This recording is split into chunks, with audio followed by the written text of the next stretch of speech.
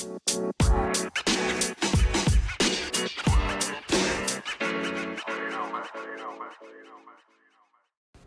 everyone, this is Brandon with the Variety Sports Podcast. You are listening to the 7th Inning Stretch.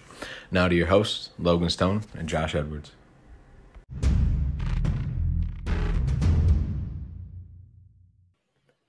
Hello, everybody. Welcome to another edition of the 7th Inning Stretch. Oh, I thought you were going to fall asleep on me. Why? Because it's 12 o'clock. We just finished watching the Cardinal game, and we are tired. We had a full week, didn't we? I mean, we had the big one, which was the interview with Joshua Jacobs of Redbird Rants. And then Monday, we had a big one. What were we talking about? I don't know. It seemed like we had a really good big episode on Monday, but Josh, how are you doing? Oh man, it's been a long week at work. I'm happy to be doing this though because this takes my mind off the everyday stresses. So I'm ready to rock and roll. Yeah, it's I'm ready for a break. You know what? We've been doing this show for a month, and I'm already ready for a vacation, which is not good. I've worn you out that quick, huh? Listen, doing homework sucks, and everything else I do in this world, it's too much. It's too much. I need a vacation. You're taking over from now on. Let's see. You know what? That's going to lead us into our first story, which is, so today I was at work and I turned the TV on to the Phillies-Mets game. Phillies scored like 7 runs in the first 4 innings. Harper got a home run. Castellanos got a home run. Anyways, so it was like nothing. The Mets didn't score at all till the 8th inning, off a Starling Marte home run. And so it's 7-1 in the 9th inning. And the Mets came back and scored 7 runs in the 9th inning. So, and they won the game 8-7. Now, did you watch any? I don't think you watched any of the game, did you? No, I was slammed at work today, so I didn't get to see anything till I got home tonight. Yeah. What do you think of that comeback? I know you didn't watch any of the game, but do you have any thoughts on it? Well, it makes the comeback that they got on the Cardinals not look nearly as severe. I'm actually watching Quick Pitch on MLB right now, so I'm hoping that it'll run through so I can at least see the highlights. Yeah. But it must have been a huge inning, or Phillies pitching fell apart, or like we talked about in the season preview, the Phillies have no defense. I don't know which one of those it was, but I'm assuming it's one of those options. But the Mets are definitely proving to be a dangerous team, and you can't sleep on them no matter how big the lead is. And you're going to have to play fundamental sound baseball against the Mets to beat them this year. They look like they are the real deal. 25, 26 games through the season. Yeah, I mean, what are they? 18 and let's see, they're 19-9 right now. Oh my gosh. This team is dangerous. I mean, it's just so weird. I thought it would take them a while before they would be able to come together and start winning like this. But they hit the ground running, and they've been they've been firing on all cylinders. Their offense is amazing. Their pitching is amazing. Their bullpen still could use some work. However, I don't think that it's lost them any games, really, this season. I mean, they've only lost 9 games. Need work. Yeah. The closer right now is money. Oh my gosh, Edwin Diaz. He might be the best closer. He's money right now. It's their middle relievers and their short guys for innings 6, 7, and 8, or in their case, 7 and 8. Yeah, but yeah, I was critical of Buck Schultz. I've never liked the guy. I know he won the 2001 World Series with the D-backs. He was with the Orioles forever. I think with the Pirates a little too, wasn't he? Anyways, but I've always just thought he was kind of an oddball, a little bit weirder than, not as weird as Joe Madden, but anyways. But this year, he has really brought all these players who never played a game together. I mean, you think of all the guys they brought in. They brought in Max Scherzer, Starling Marte, Mark Canha. Who else? Who else? Chris Bassett. Dude, what is it, a third of their lineup? Yeah, I mean, well, yeah, and Eduardo Escobar. Oh, yeah, I forgot about him. I mean, they brought in a whole bunch of guys. And so, like, half of their lineup have never played a game together. And, oh, gosh, I'm not getting choked up. I just got something stuck in my throat. And he's managed to get them all on the same page. I mean, you see, the 2012 Marlins, kind of the 2012 Angels. But I think the Blue Jays one year had a really big superstar team, and everyone was like, "Oh, they're going to be a great team." And I've always been like, I kind of soured on the Mets because of that, because I was like, everyone talks about these superstar teams that are going to be like really hard to beat, and then they're terrible because they just have no chemistry together. And kudos to Buck Showalter. I mean, honestly, he deserves a lot of respect for being able to just keep his guys in line and keep them focused, and like just being able to translate what you need to translate. So good for him. And I mean, this is a really good team now, and it's only the beginning of the season, but this is a dangerous team, very dangerous team.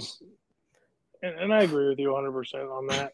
But we'll see what happens when they hit that rough patch, when they run into some turbulence, maybe an injury here or there. But right now, yes, they are clicking on all cylinders. They look really good. They have a lot of fun playing their game together. Yeah, they're dangerous. But I'll be interested to see what happens, 2.5, 3, 4 months into the season when things get tough or you're in the long run. We'll see what happens then and see if they can hold their composure. But yeah, I give Buck Showalter a lot of credit. Going back to my philosophy of liking the old school managers, that's what he is. Now, taking a little time away from being a manager in the game and doing a lot of analysis on different MLB shows and with different networks, I'm assuming that has helped him adapt to the new times. But he still has those old school principles, and my estimation is that that's really helped him mold the young guys with the old guys and find that happy medium. Yeah. So, like, they just split a series with the Braves, which they won the doubleheader series, which is weird. But they lost the first and last game. Let's see. The Phillies, they won 2 of 3. Cardinals, they won 2 of 3. So, I mean, I guess they haven't really played a decent team because, I mean, listen, we love the Cardinals, but they're not there right now. D-backs, they won. Giants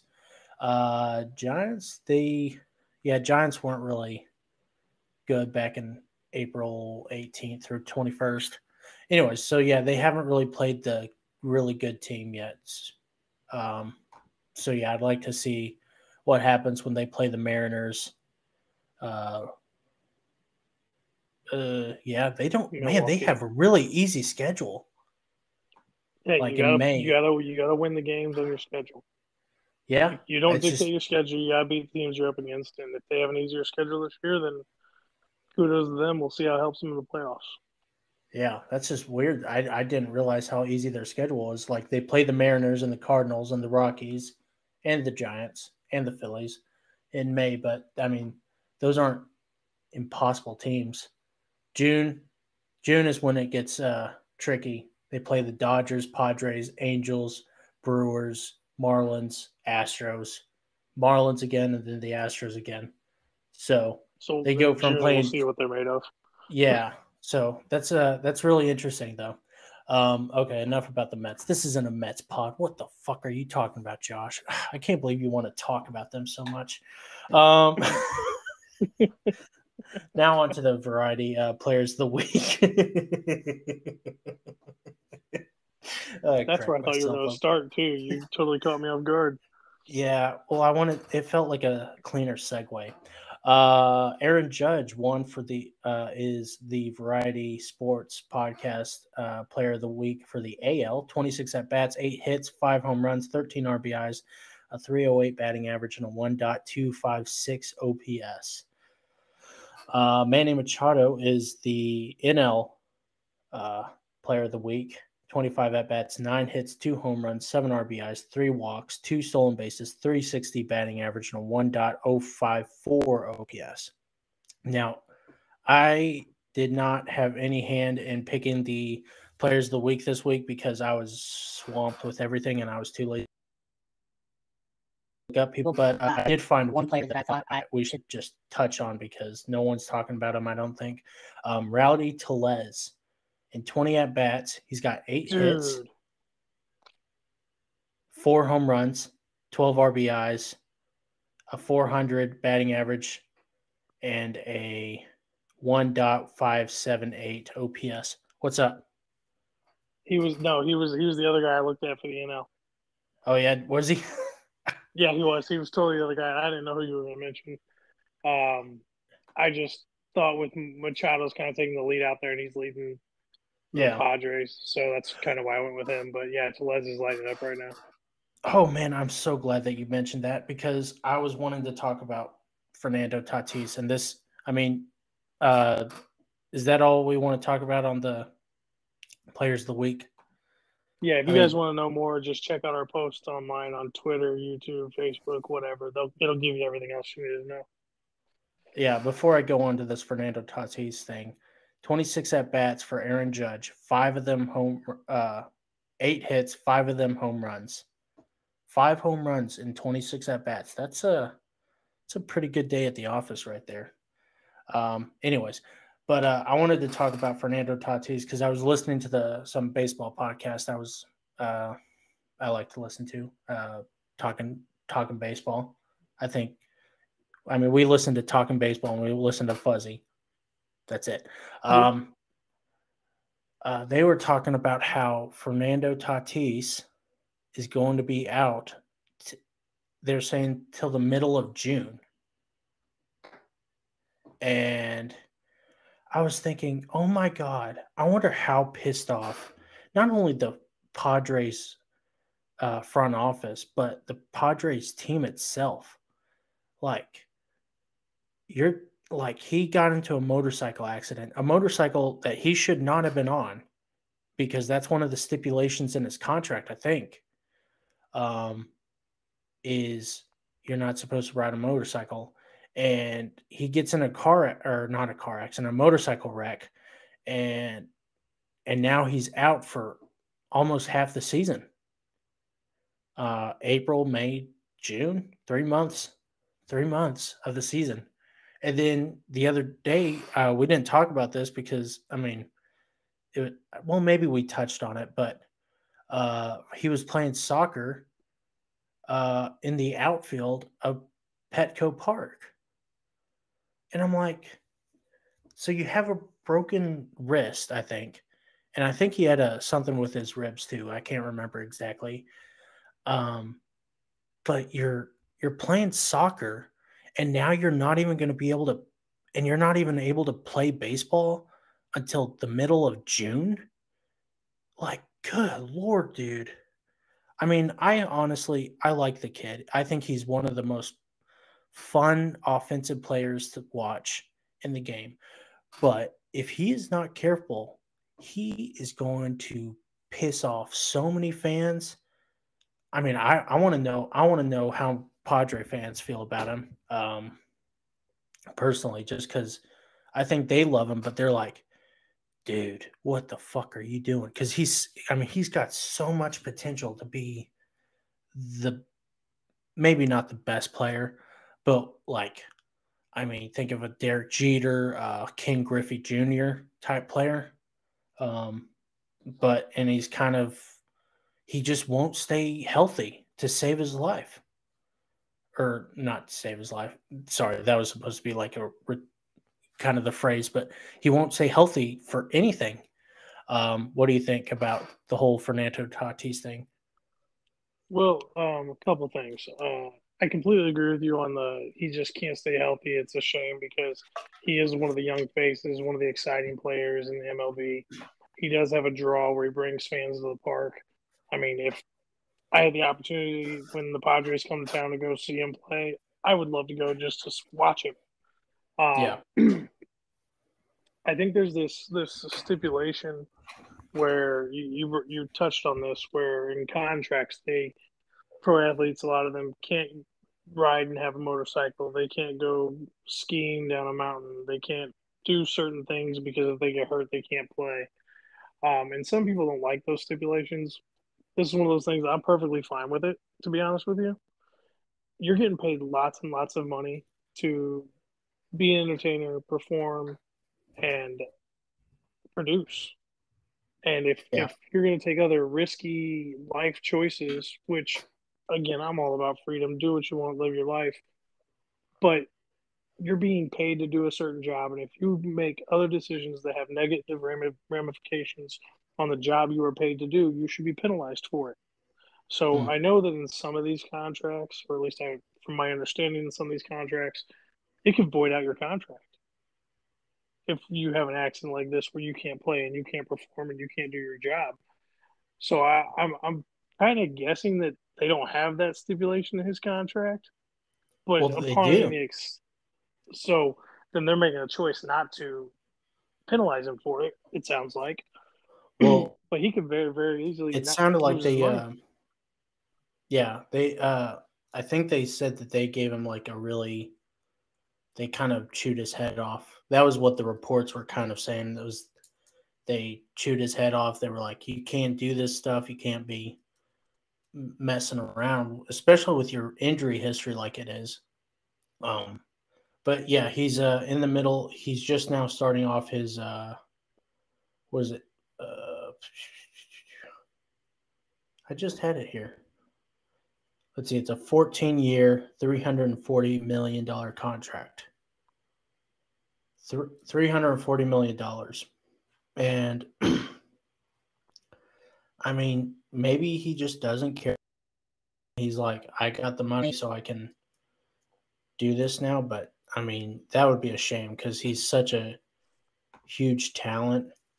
Um, but he needs to clean it up. He's what, 23 years? He's 23 years old right now. Good God, he's younger than me.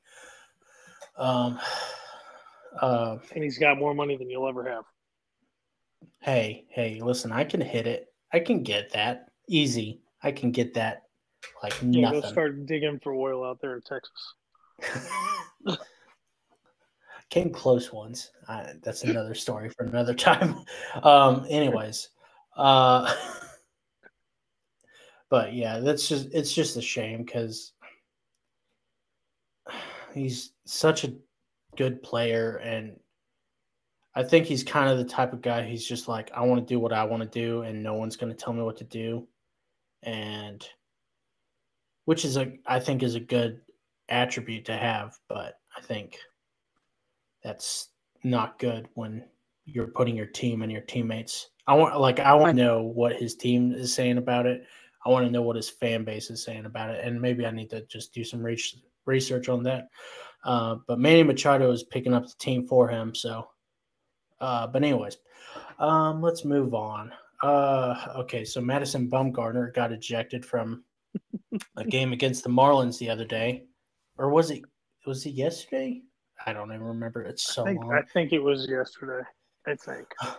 Well, it's Friday now, so I think it was Wednesday. Yeah. The ejection came after the umpire checked his hands and just stared at Madbum. The guy was just staring him down. And Madbum being the type of guy who doesn't take shit from anyone, made a remark at him, and the ump ejected him. I don't know what happened before the ejection. John Boy did a breakdown. Like I said, we're a John Boy podcast. the ump just came over and just started staring at him. And Madbum looked up and said, "What are you doing?" And then he said, "Fuck you." Anyways, but the ump So was did you not get clearly. to, did you not watch the whole interaction? I did. I did. So I mean, obviously Mad Bum like didn't get a call he wanted, which when you go look at it on the checker, the box, the K zone, whatever you want to call it, the Yeah. umpire was right. It was a ball. It was outside, but Mad Bum wanted the call, and he started walking off the mound because he got the call third strike, and he didn't get it. So he kind of flipped his hand at the ump there, and then had to finish the next at bat or whatever it was, however many there were. And then it was when they went to the check. Or yeah, he was checking his hands, the stare down. Obviously, there was an exchange there. The ump's like a really young guy, from what I understand, from what I did some research on. Um, hasn't been doing it too terribly long. So, my opinion of it is that ump's just got to learn that when you're dealing with a, for lack of a better term, diva Mm. pitcher, pick and choose your battles. I mean, you're not there to be the star of the game. Like you were there, you're not a part. Umpires are a part of the game. They're not who the game is about. Nobody's there to see the umpires. They're just supposed to be there to officiate the game. He needs to stay out of it as much. You had the right call. You were right. Mad Bum was wrong. Move on. You don't need to make a big ordeal out of it. It's a heated game. Mad Bum's been in the game a long time. He's a star. The ump was wrong on that side of it, but Mad Bum being the star and being the veteran should know that he's working with a younger ump and probably have a little bit more patience, in my opinion. Being a pitcher of his caliber, he should be able to work around, one or two calls not going his way and just continue playing the game. Yeah. Yeah. I mean, the umps were right uh, during the strike calls. The only thing I didn't get was so Madbum was mad at the home plate umpire, and the first base umpire was the one who was checking his hand. So I don't know why the first base umpire was taking such exception to it. Um, but yeah, I mean the guy's name, and yes, I'm gonna say the guy's name because fuck him, Dan Bellino. Um, he just came over and just started. I mean, he was looking for a fight. I mean, you could tell with either he was really wanting to hold Mad Bum's hand, or Dan was just really trying to pick a fight with the guy. And I think he was kind of baiting Mad Bum to say something so he could throw him out. And I mean, Mad Bum fell into his trap. So, and Mad Bum even said after the game, he said, "Yeah, they should have thrown me out because I said fuck you." But what was I supposed to do when he's holding my hand like that and just staring at me? But Maybe yeah, he had a crush. He was getting a maybe. good long look, taking the middle picture. I mean, Mad Bum is a good looking guy with that beard. Well, he's a little grizzly, man. He could, Yeah. if he's in the desert, he could clean that thing up. I Apparently, mean, I'm a that's what bearded people fellow like. myself. Apparently, that's what people like nowadays. That's why I shaved. Um, are we done with this topic, or we need to talk about it a little Uh, bit more? I think we need to have like someone make a montage of the two of them, and then at the end they get together at the end because you know what? Who likes a hat? No one, or who doesn't love a happy ending? Wait a second. Damn it. you just set yourself up every time, don't you? I I mean, really don't every mean to. time. Every time. Ah, God. Let me tell you something. I hope that those messages that we had to this morning do not ever see the light of day. God. Uh, oh yeah. Hold Speaking on, of, before we move on, hold on. I'm looking are we something gonna up talk? real quick. I just want to clarify something here, so I'm looking something up. So buy me some time right now. Okay. Well, while he's looking up something, we have a new show. But unfortunately, we are no longer doing the seventh inning stretch on Wednesdays. Aw, that's so sad, guys. But don't you worry. We have a replacement show. It's called The Cardinal Chronicles. Ooh, almost stumbled on that one. That's going to be hard to say. Cardinals Chronicles. Oh my God, this is going to suck. Anyways, it's just going to be the same show. I tried to warn you. Listen, you wanted two birds, one bad, and I just thought of a Swedish porno. So, yes. Again, you set yourself up every time. You said it. I was like, what are you doing? What are you trying to kill me here? Could have called it two birds on a bat. Oh, I still like the Bush's birds. Oh, no. I don't want any show I'm on to be named Bush, anything.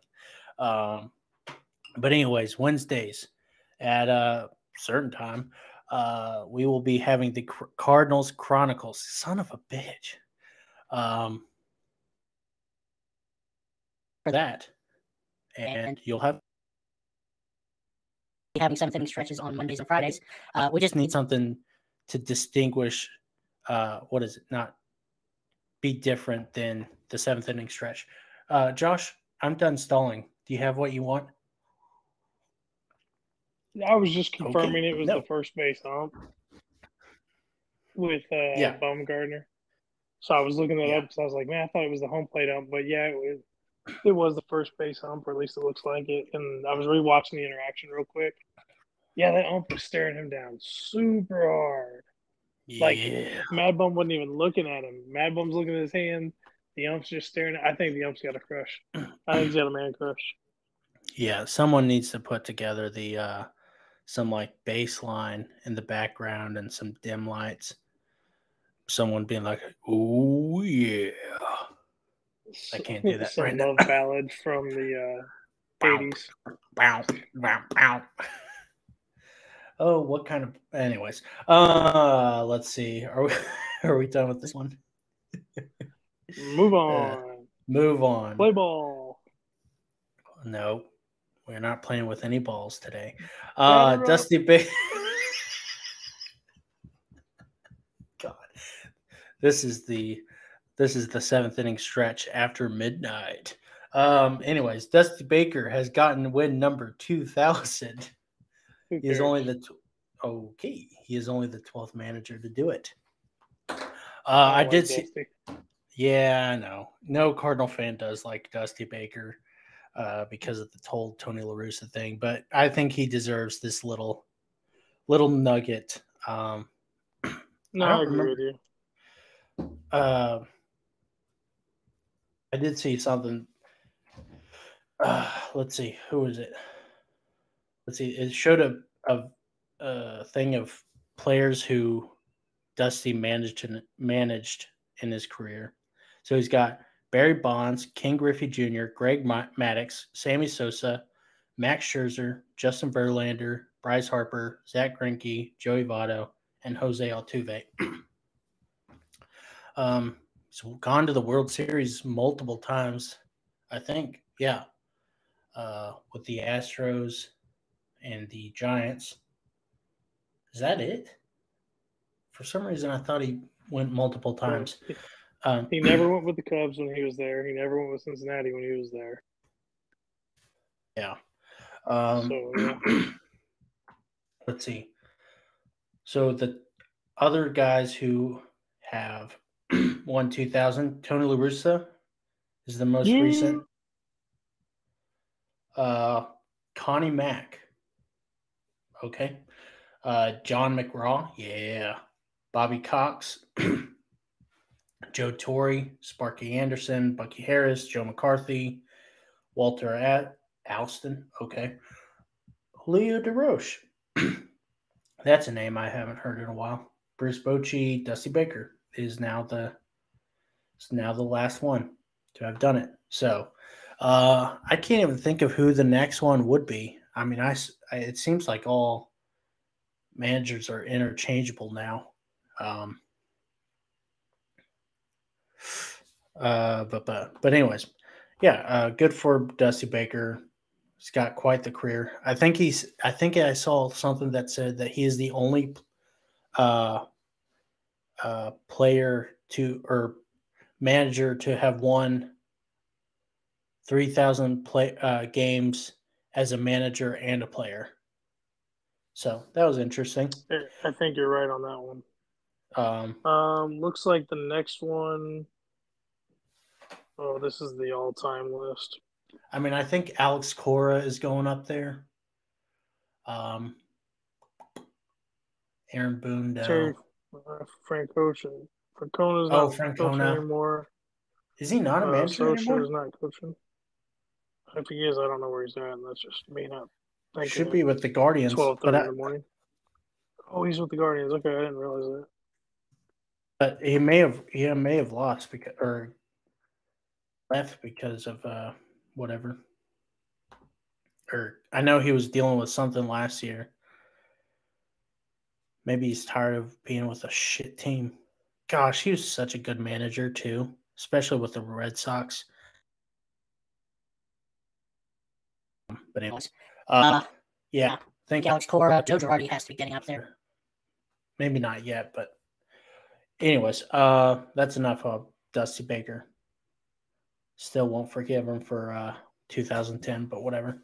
Okay, so the Reds are on pace to go 22 and 140 in 2022.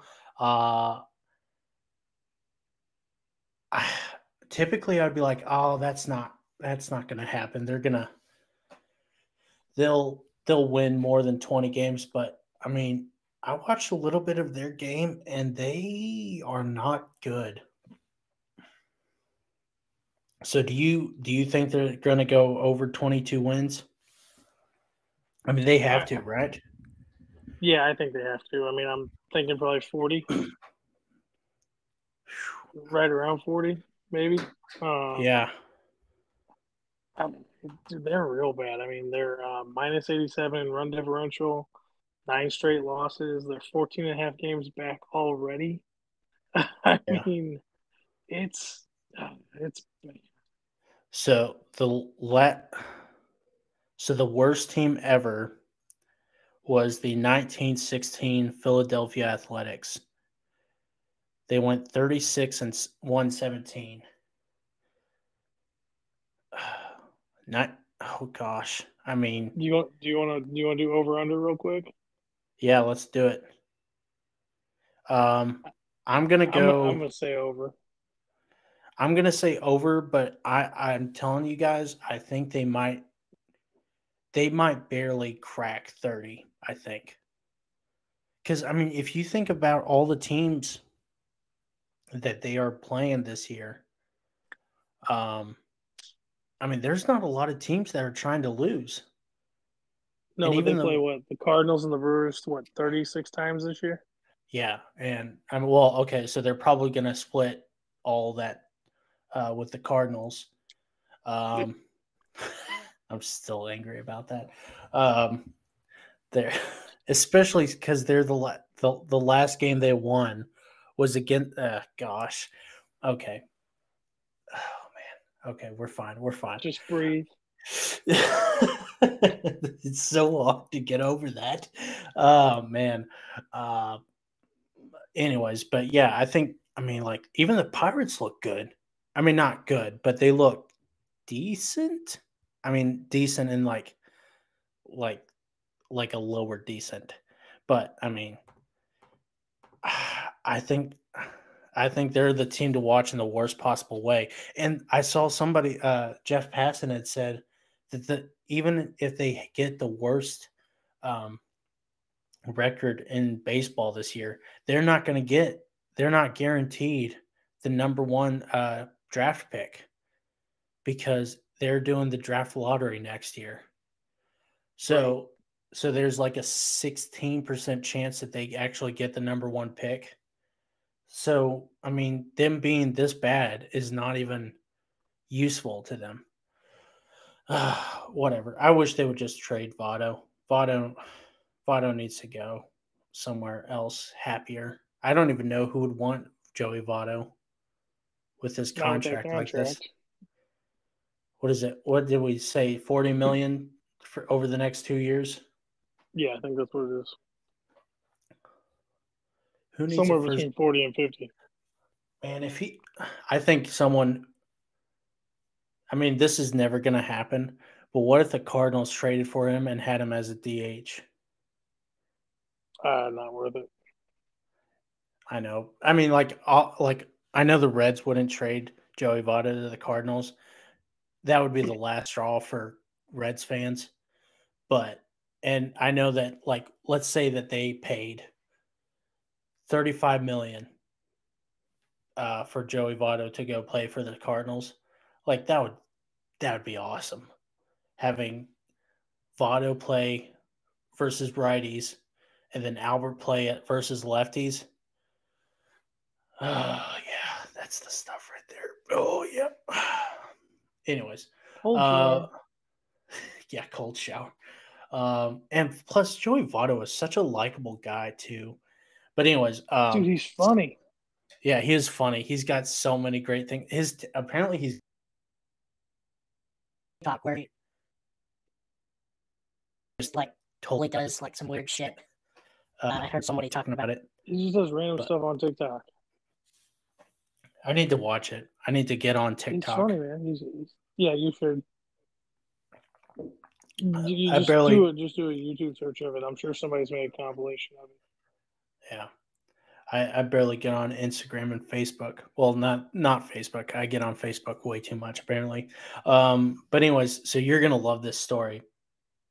So on the Reds Reddit, someone posted that that on the game on May 6th, which is today, he will be scaling the wall in center field and taking a shit in the Toyota Tundra truck that is in center field. He also said if anyone wanted to join him, then they could find him under the smokestacks in the 4th inning. Also, he wanted people to take pictures of it. This story, What? this is a story I wasn't gonna talk about What? because we hate the Cincinnati Reds organization, but love the fans. This is great. I hope he does it. I hope a group of 20 people go all take a shit on the field because fuck the owners. That was just so funny. Oh my gosh. I hope it happens. Insane. I'm Why gonna would be you post it though? Don't post about it. I don't know. Reddit is full of a bunch of weirdos. Yeah, it is. But anyways, I thought that was hilarious. That's a rabbit hole even I won't dive down into. Yeah, I got on there for a little bit and then I was like, eh. But anyways, honestly, if I was closer to Cincinnati, I would be really tempted to do it. Then I really would be doing this show by myself. Yeah. I mean, I would be tempted because fuck the owners. That's how much I hate the Reds organization right now. But anyways, If you do, okay. if you don't understand why Logan hates the Reds owners, go back like a month ago. 3 weeks on a Friday episode. He'll give you his full explanation. Yeah, I should have clipped that out. That was a good rant right there. I think that was a classic right there. But anyways, Shohei Ohtani became the first pitcher in Fenway Park to, the first player in Fenway Park to bat and pitch in the top, to pitch and then bat in the top of the lineup. It's so hard to do Shohei stats. He was the first player to do that since Babe Ruth back in 1918 or something. Yeah. That's pretty cool. 11 Ks with 2 hits or something. Yeah. Yeah, I mean, he dominated today. And I really wanted to, because, someone said last year in a tweet, and I didn't really fully understand it until today. Someone said, everyone is talking about Shohei Ohtani, but no one is actually talking about Shohei Ohtani. And they were talking about the batting, but they weren't talking about his pitching. And, this year he's got a high ERA. Let's see, a 4.19 ERA and a 90 ERA plus, but he's got a 2.11 FIP and a 1.086 WHIP. He's got 6. His strikeout to walk ratio is 6. And, I mean, his strikeout per 9 is 14. I mean, he's really dominant. And, I mean, his ERA is going to go down. But, I mean, that's really impressive right there.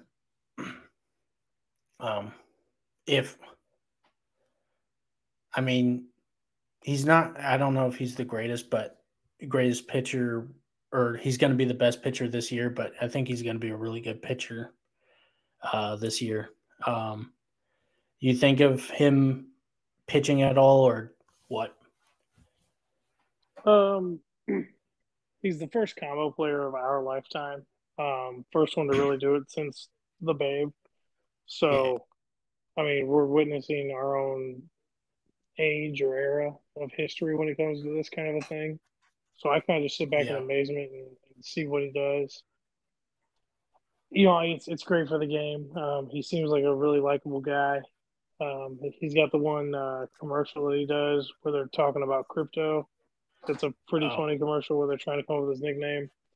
I mean, I got no issue with the guy. I wish I could see him more often.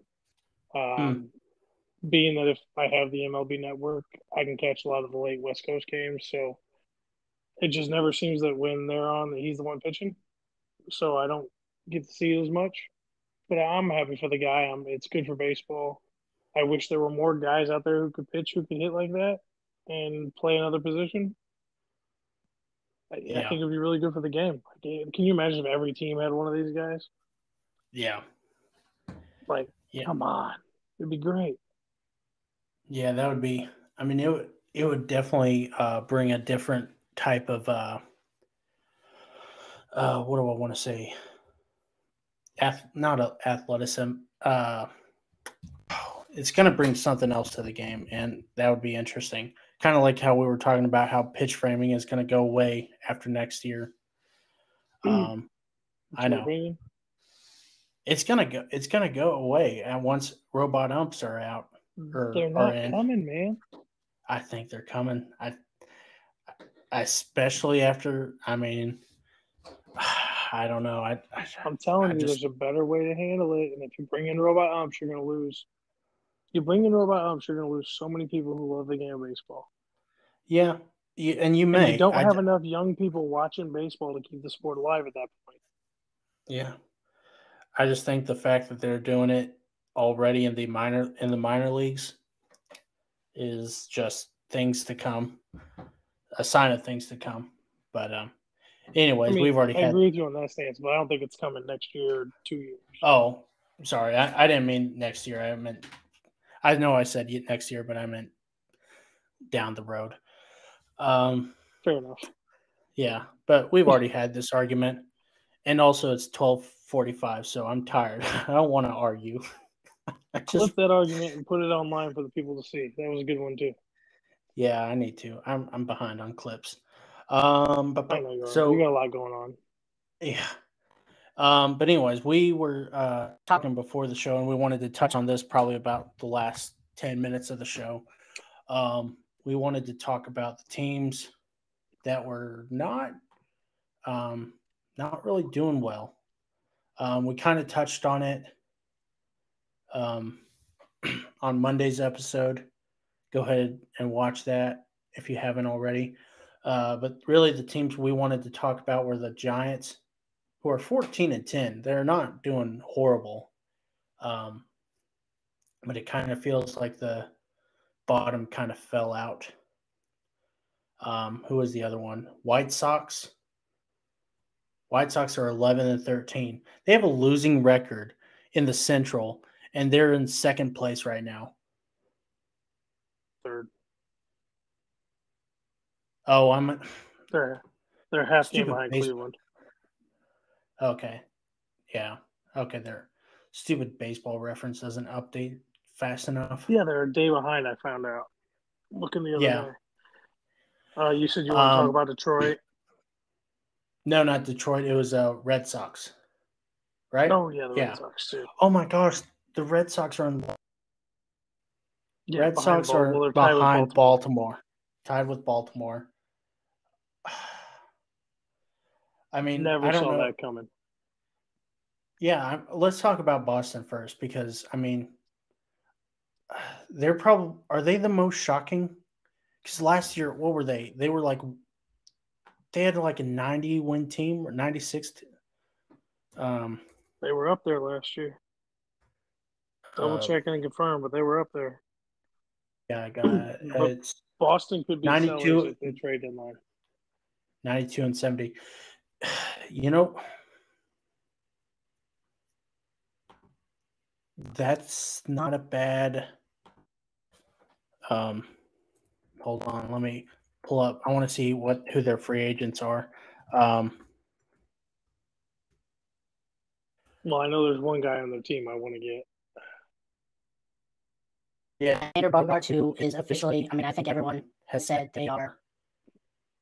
They are done, or Xander is done, and I don't think he's officially gone. I think he just wants a reworking of the contract because he's making $20 million a year, which yes is a lot of money, but you look at Carlos Correa, Corey Seager, and some of those other shortstops, Marcus Semien. I think he wants it to be up in the 30 range, but they're losing Chris Sale, who hasn't been productive for them, JD Martinez, Xander Bogaerts, Nathan Eovaldi, Jackie Bradley, James Paxton, and Kiki Hernandez, Michael Wacha, Rich Hill, Christian Vasquez, Matthew Strom, Kevin Platti, Schwarber. Yeah, so that's it. They have a couple of no guys, but I mean, they're losing some guys.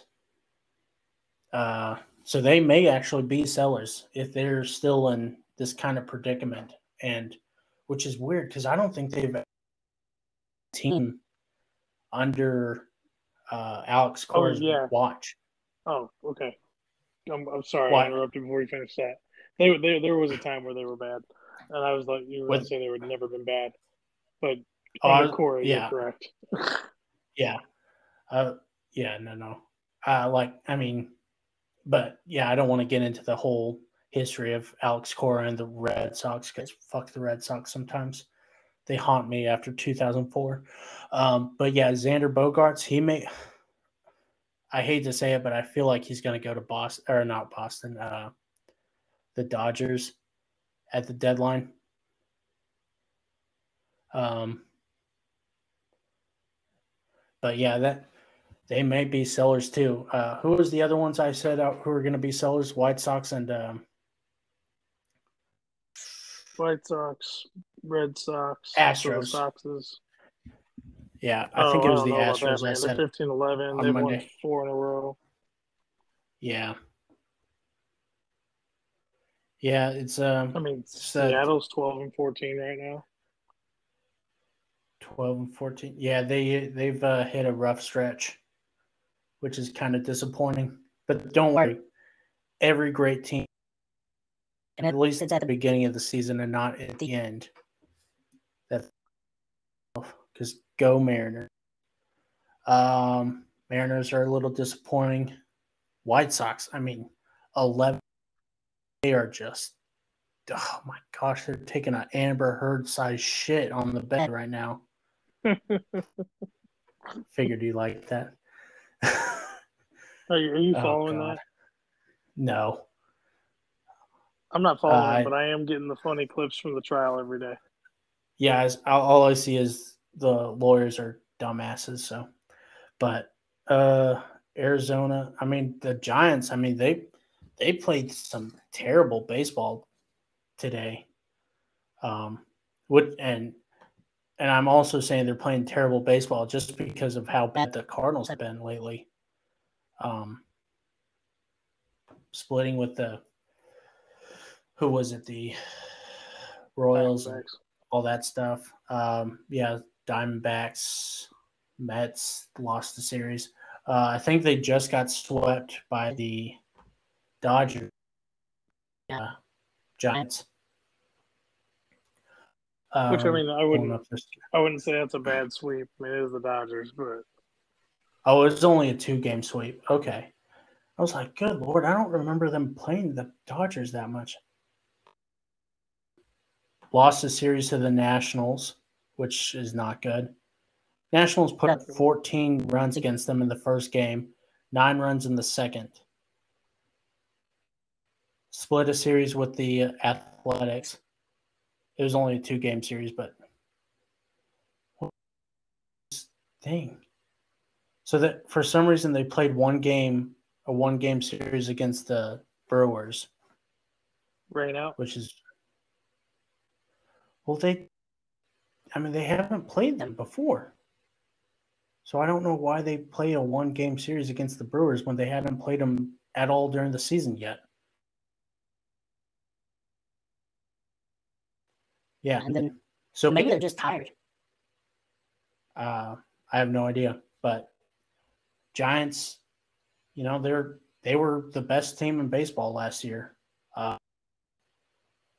and now they're not doing so hot. So, what do you want to talk about? Well, Milwaukee seems like they put it together. They're on a great run. They're 8-2 in their last 10. They just got done sweeping the Reds, which kudos to you for sweeping the Reds. Mets Apparently look it's great. easier said than done. Padres. Mets Jesus, look great. man, Yeah. let it go. It was one series. But Tampa Bay looks like they found their track. They're on a 4-game heater. So I mean, it's this. I don't know. This season's going to be something else. I just don't know. This season's going down. Heck, Baltimore's winning games right now. Yeah. This is just a lot of fun to watch. We don't really know what's going to happen anymore. We're literally at this point just taking it week by week and trying to analyze what's happening that doesn't make sense. So, I mean, that's what makes this fun. This is why we love sports. It's the only real drama on TV. I don't care what TV shows you watch, what Survivor series you watch. Sports is the only thing that's real. And the drama that comes on with sports and the highs and the lows are just ridiculous. And I love it. Yeah, it's pretty great. Toronto is 16-11, which isn't bad. But I mean we need to talk about the Yankees. I know you don't want to, but we need to talk about them for a second because they're on fire right now. They had what was it, 11-game winning streak, and then we had them at third in the East. We had them behind the Jays and the Rays. Jays are in third place, 16-11, like I said. 5-5 in their last 10. They have a -8 run differential, which doesn't make sense. This is something I want to do. Is I want to look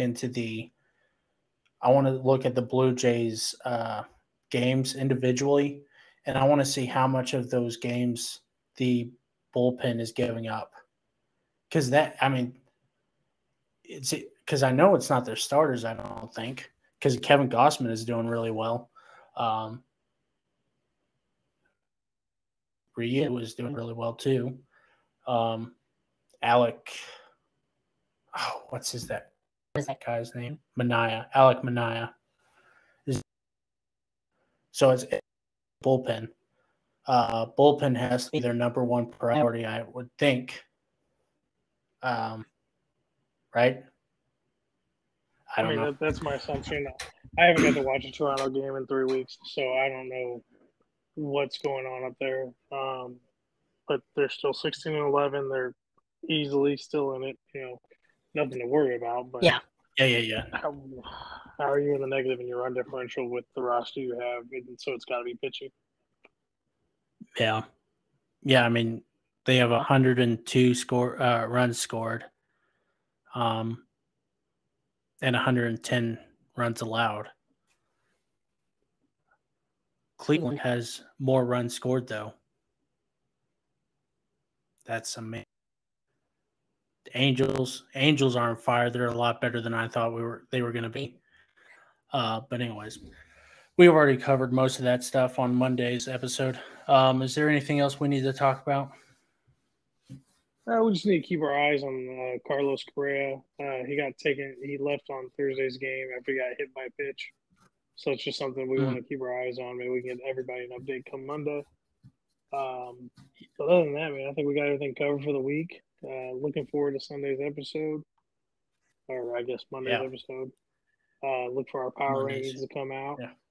And, check us out on Twitter, YouTube, Facebook, Spotify, anywhere you do your podcasts. If you guys have any suggestions, anything you want to hear, any topics you want us to discuss or break down, please let us know. Share this with your friends and family. And I hope everybody has a great weekend. Yeah. And we also have our YouTube channel. Sorry, you kind of cut out there. So if you ask me a question, don't be offended. I didn't. I just was waiting for you to. Oh, okay. You kind of cut out, and I was like, oh no. But anyways, we have more episodes coming up on YouTube. If my computer will fucking go. But anyways, yeah. It's a short episode today because you know what? We actually worked hard this week. We're tired. Leave us alone for a little bit, okay? Okay, don't leave us alone. Fine. You can come back. Watch more of our episodes because we know so much shit. Live long and watch some damn baseball. Bye, Felicia's. Hey, everybody. This is Brandon with the Variety Sports Podcast station. I'm here today to talk to you a little about Anchor and what they can do and how you can even start your own podcast yourself using the app or the website. It's super easy. I mean, if you haven't heard about Anchor, it really is the easiest way to make a podcast. You download the app to your phone. Boom. It's right there. Ready to go. You hit record. You can add different things. So, like I said, the best thing about it, it's free. It doesn't cost you a single dime to record and edit your podcast right from your phone or your computer. You can actually make money off of it by doing little ads like this. And it'll also distribute your podcast so it can be heard through Spotify, through Apple, through Google Podcasts, wherever podcasts can be listened to. You'll see it, you'll hear it, you'll listen to it. It'll be fantastic for you and for everybody who listens to your podcast. So take it from me, from Brandon at The Variety. Anchor is the way to go.